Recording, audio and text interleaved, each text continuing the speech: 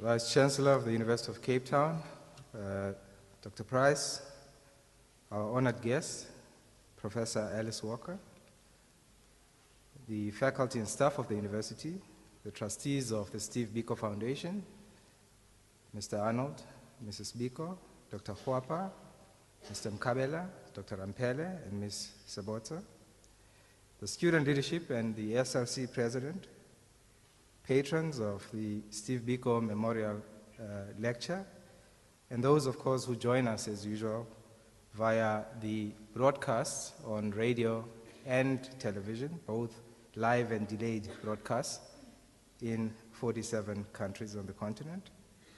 Comrades and friends, ladies and gentlemen, I am pleased as always to welcome you to the 11th Steve Biko Memorial Lecture.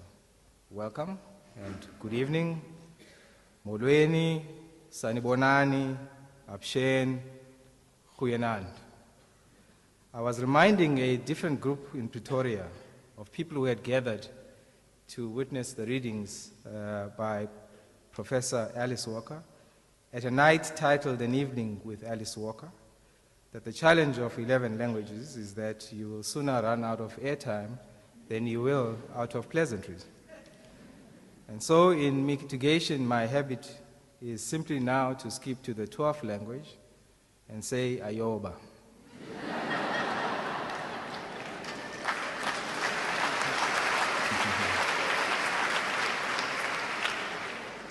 Now, as if that was not enough, someone saw it wise to throw in Ayoba one more time. As our patrons, you know that this lecture is indeed one of the oldest lectures in the New South Africa. The Steve Biko Foundation is very grateful to all of you who have become regular faces who travel with us on this journey. And tonight we are even more grateful that after traveling the continent, we leap for the first time into the diaspora to bring the second woman speaker, the talented Professor Alice Walker. Prior speakers of the lecture, of course, have included Professor Njabulo Ndebele on that very cold night in the year 2000, Professor Zakes Mda in 2001, Professor Chino Achebe in 2002, in 2003, Ngugi wa Thiong'o, and then we moved from the writers series to humanists and had President Mandela in 2004, Archbishop Emeritus Desmond Tutu in 2005, Dr. Mampela Rampele in 2006, and then came the political voices, President Mbeki in 2007, and of course the credit crunch hit, and we had Trevor Manuel in 2008, not in that order, and Governor Tito Mboweni in 2009. All of these lectures have been compiled into a publication titled the Steve Biko Memorial Lecture Series, and that is available on sale tonight, otherwise on the website of the Steve Biko Foundation, www.sbf.org.za. Now, we chose UCT for one reason. Those who have followed the youth program called Generation, you have a number of choices, and then you have the one choice when the youth shout and say, obvious. It was the obvious institution and home for this lecture.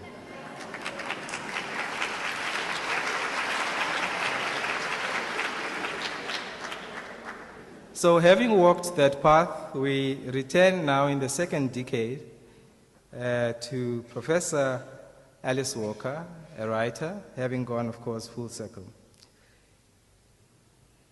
The Steve Biko Memorial Lecture is part of a larger series that falls under the Steve Biko Foundation's dialogue program.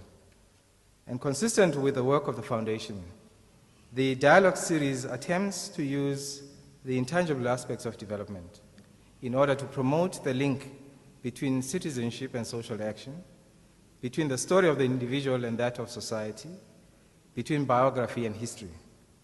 According to this relationship, in living out our lives, we paint an image of the communities from whence we come. Our lives are inextricably linked to those communities. And perhaps few concepts, African concepts at least, explain this relationship quite like the concept of wellness. My favorite quote is that of Robert Sobukwe, who would insist that when you don't have time, you don't ask an African how they are doing. And this is so because you are bombarded with a rather generous account of the weather, performance of the field, the cattle, family, who died, who was born. And in many African languages, when one gives an account of one's wellness, it's normally with immediate reference to the collective. So in isiXhosa, for example, the conversation will start with unjani, otherwise ninjani. And the response will almost always be in the plural, siyaphila. In Setswana, riteng. My wife is teaching me Tsonga, yimfukile, and various other plural narratives. Sobukwe and the African languages teach us that wellness is a process that starts from the outside and ends with us. And this philosophy dictates that my world and my community is at the center or at the center of my well-being. It's for this reason that we should take, I think, many of the threats to wellness of our societies very, very seriously. It's a personal matter, and one which we can ill afford to respond to with indifference. So we cannot be well when our workers are paid a pittance. Our health, though, is equally dependent on the choices that they exercise in asserting the right to strike.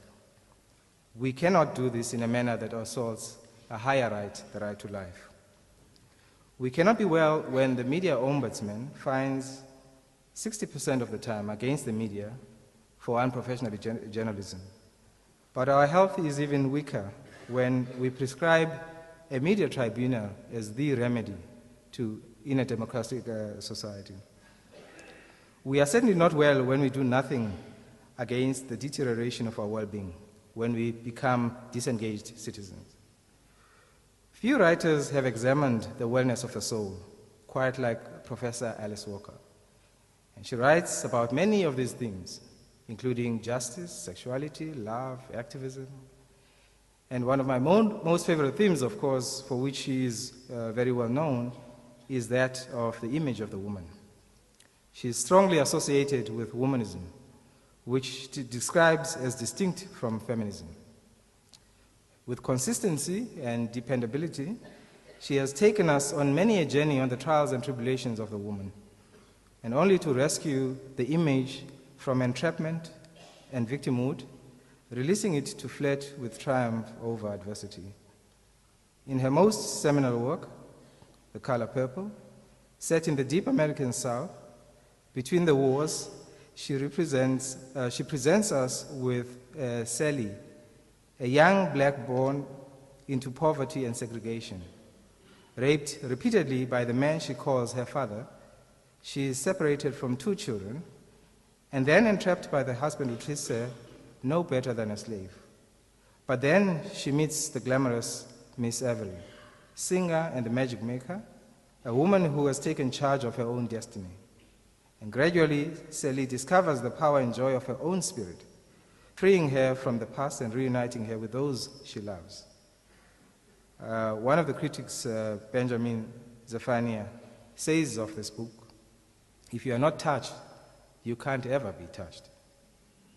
In a short story titled The Happy Mother in the book The Meridian, she rescues the image of the woman from being what she calls a mindless body, a sex creature, something to hang false hair and nails on. Further to this, she has 26 titles under her belt, featuring fiction, poetry, and essays, and many of these carry various themes, such as I've outlined above. And she's one of the most celebrated authors, having sold more than 10 million copies.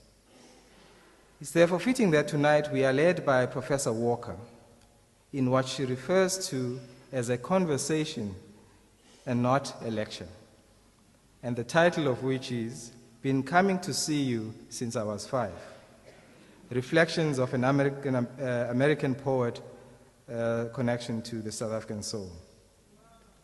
This is for me a fulfillment of a dream deferred, a dream that started with a conversation 10 years ago at Professor Walker's home. So, Professor Walker, I am responsible at least for the delay of the last decade in making this possible. Professor Walker, we are humbled as the Steve Biko Foundation and our partners at the University of Cape Town to have you give the 11th Steve Biko Memorial Lecture. Thank you.